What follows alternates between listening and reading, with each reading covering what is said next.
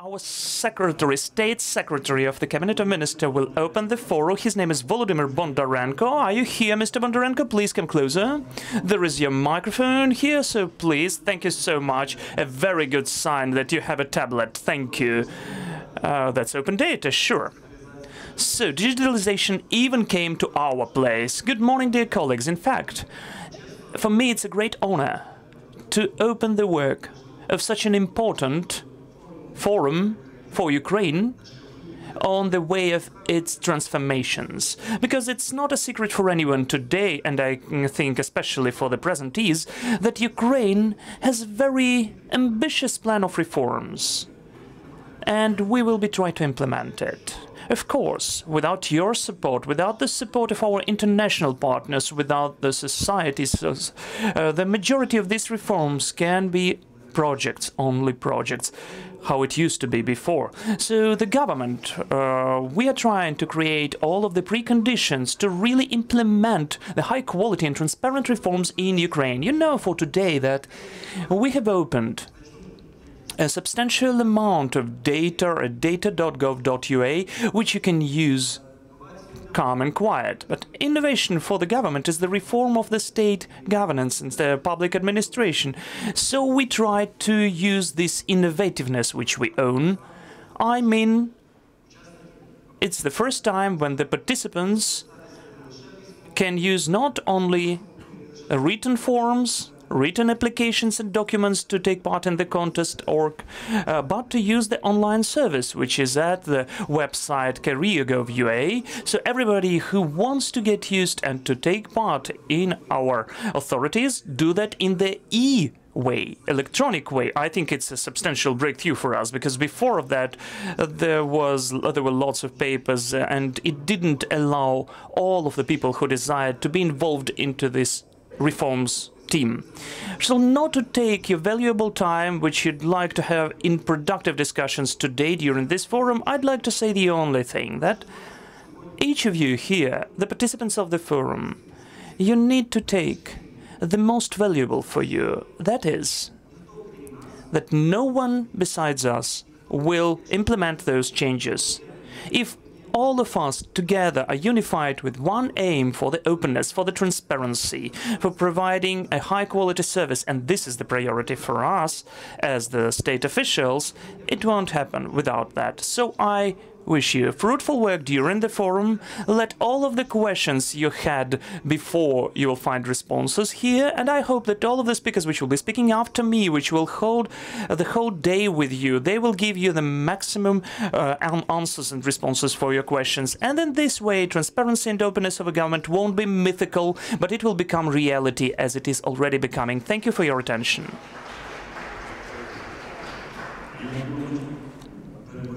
Well, maybe I was too strict when I said about timing. Mr. Volodymyr had 5 minutes, though he was speaking only 3.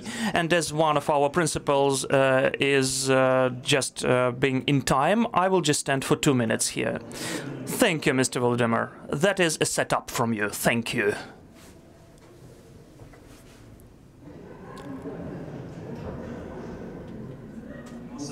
We need to catch up the timing. Sorry, I have to stand.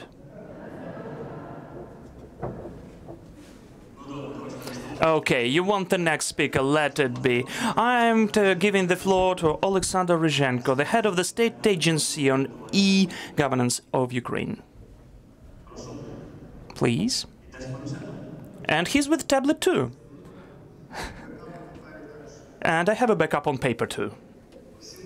So good morning everyone, I'd like to greet you at this wonderful forum. It's the first big forum as for open data in Ukraine, and first of all this forum gathered not only the representatives of the central authorities but also the representatives of the local self-governance, the representative of the social organizations, media and business, and I do have a hope that really today the forum will be interesting and efficient.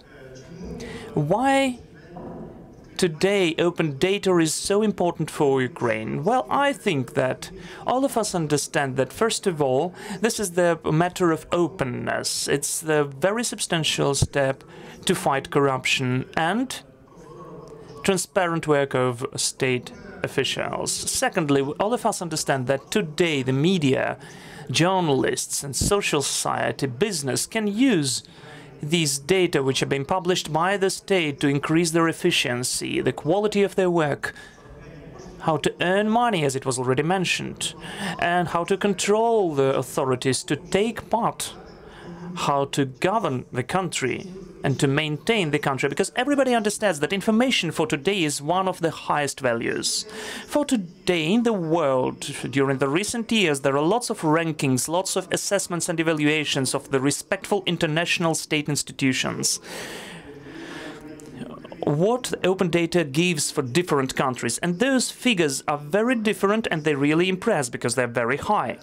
But everybody says that the usage of open data and the efficient openness of the data brings to different countries from 2 to 5% of their GDP using the data efficiently and having the correspondent infrastructure. And it's measured in billions of dollars, euro, and so on.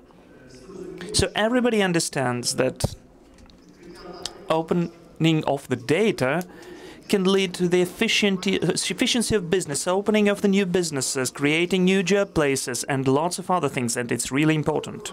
In short, about the unique history, how open data emerged in Ukraine. The main idea, the main moment is that the civil society has become a push for the data to be opened in Ukraine. And of course, the civil society takes a very peculiar place in that. But of course, it wouldn't happen without the political will. So in 2015, and the wish of the civil society initiated and prepared the law draft, which would allow open data to exist in Ukraine with the initiative of the president, who took this law draft to Verkhovna Rada, to the parliament, so they adopted it. So the industry of open data began its development in Ukraine finally. It is very important too. So in 2015 we've defined the main sets of data. Open data and the Agency on e-Governance defined the body which would be responsible for the portal of open data. And we began to work with the local self-governance bodies, authorities, and with the state authorities as for the openness of data. Well, of course, it's a very complicated, not that simple process, because it requires knowledge, it requires the change of certain mentality. Because on the one side, the state officials should understand what the open data is and how to publish them correctly, to use them efficiently later on, not just to scan something and to put the certain mark that we've done it already. And today we're working for this process to become efficient, to improve the efficiency of this process, for the sets which emerge at the portal of open data to be of high quality, for the portal to become more and more of high quality. And again, this year, with the support of the civil society, which takes part in the changing process, transformation process for those compulsory open data sets which will be published. So they prepared certain changes for the decree of the Cabinet of Ministers, which will define the new, more quality data sets, which will be compulsory to be published by the state officials. But we do understand that there are certain pioneers of the state power which don't have to be forced, which are publishing open data on their own. So today, this is the first time at this forum, but when we will present the nominations among the self-governance local bodies and among the media and the business, the nominations where we will define the leaders who open the data, who use it, and who are, I'd say, well, the priests or of open data in Ukraine. So up to the end of this day, it would be interesting to see who they are. And still, those gospelers will be presented up to the end of this day. Still, the winners of the Open Data Challenge will be presented too. It's the new format, or in the framework of Open Data Forum, where we will define those setups which use open data in the most efficient way, both on the level of the local officials and the whole state bodies, so they will present some of the precise products as a result. In the framework of the forum, in the framework of this challenge, we will provide the support and development of these projects for them to become really efficient. We had certain examples with the support of the agency. We supported such startups, so I think it would be rather efficient too. And I am sure that also it will be a certain breakthrough. Thank you for your attention. I'd like to wish you fruitful work for today's forum, and I wish success for those who's waiting for a victory either in the challenge or in those awards which will be presented in the end of the forum. Thank you.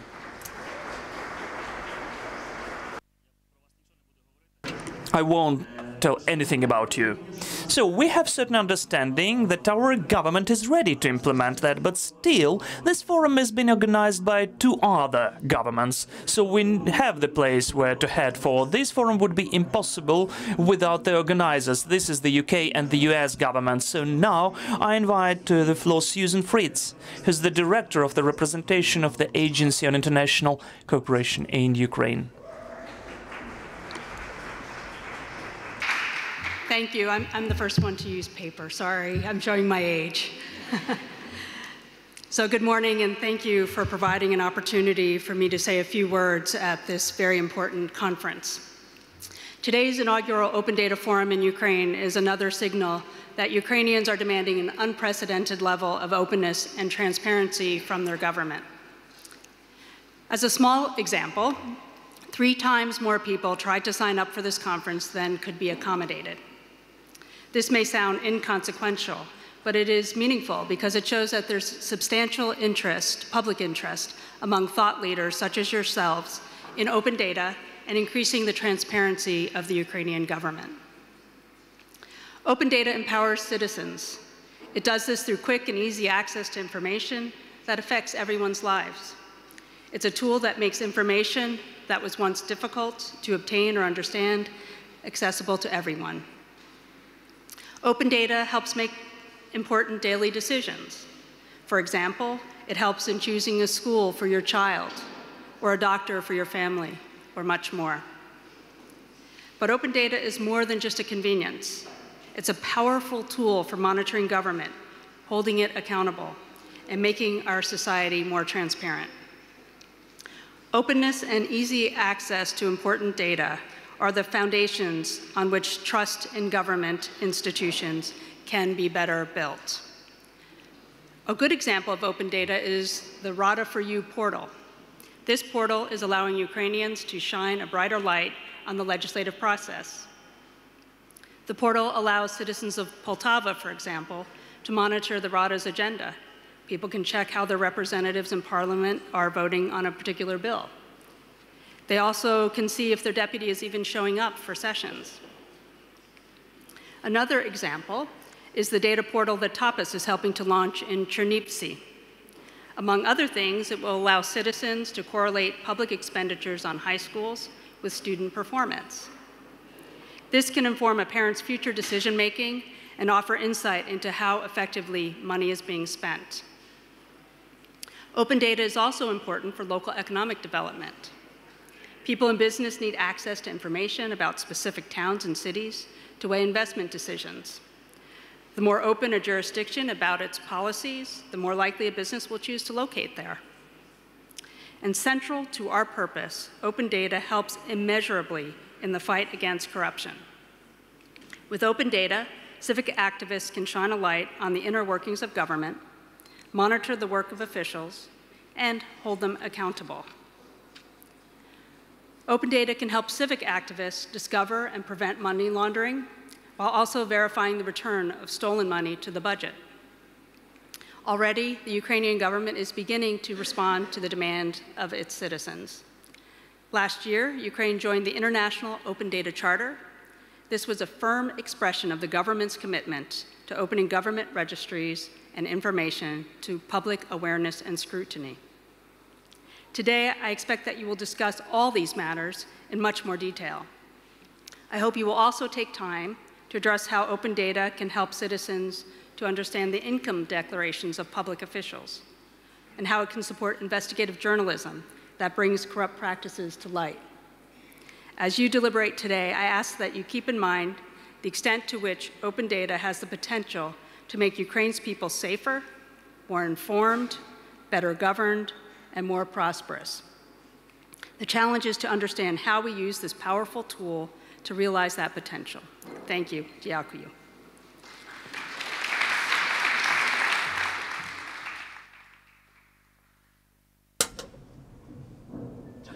Thank you that you were so in time. The next speaker is the head of the Department of the Programs of the Embassy of the UK in Ukraine, Hema Kotecha.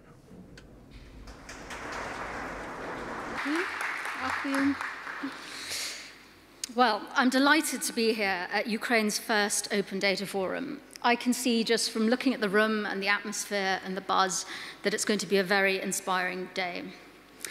I just want to say a few words about the impact of open data in my country, the UK, on my fellow citizens' lives, and why the British Embassy, jointly with USAID, is supporting the TAPAS project, which brings us all here today. I'm particularly pleased that in a few moments you will hear from Lord Maud, a true open data champion, and the architect of much of this development in the UK. Thanks to his efforts, the British government today includes specific open data commitments in all its business plans. We regularly publish open data on central and local government spending, senior staff salary details, and details on how the government is performing against its objectives. We share with citizens local crime statistics, sentencing rates, hospital infection rates, doctors' performances, and of course much more. Why are we doing this? The simple answer is that we have seen over the years real and compelling evidence convincing us of the power of open data. We've experienced how it makes our lives and our government more transparent and accountable. We see every day how it empowers people in many different ways, from easing their access to services to finding creative solutions to both old and new problems. And we witness real examples of its economic potential. As the first speaker mentioned, this is indeed measured in billions. British activists identified 2 years ago that over £200 million, that's 7 billion hryvnia, in potential savings in healthcare could be found just through better use of medicines using open data. So there are benefits for government and for civil society and citizens. But open data is also good for business. A survey of companies in the UK found that 70% of businesses used government-published data. It's had a real impact on innovation and on unlocking value. Companies use it to exploit gaps across markets and identify business opportunities, to create new products and services and develop new business models across a range of sectors from as diverse as education, retail, and IT. So open data is also demonstrating increasing significance for our economy and for job creation. Entire industries are being built around it. 2 years ago, the UK-based Open Data Institute estimated that businesses using or producing open data had a turnover of over £92 billion. It's a bit hard to express in hryvnia, but it's about 3.2 trillion. And that created employment for more than 500,000 people. So hopefully you can see a little bit through those illustrations why we believe that our government was right when it did to invest in open data and continues to do so.